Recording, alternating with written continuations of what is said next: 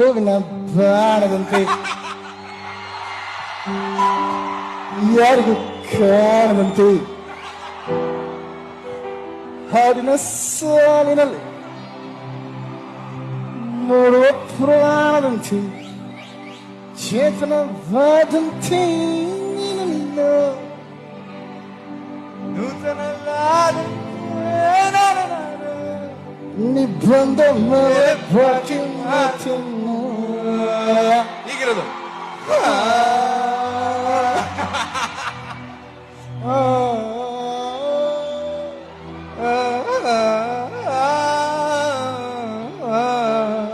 ಹೂವಿನ ಬಾಣದಂತೆ.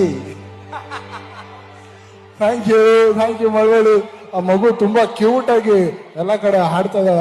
ಆ ಮಗು ಹಾಡಿದ ವಿಡಿಯೋಸ್ ಡೈಲಿ ಒಂದು 10 ಸತಿ ನನಗೆ ಬರ್ತಾ ಇದೆ.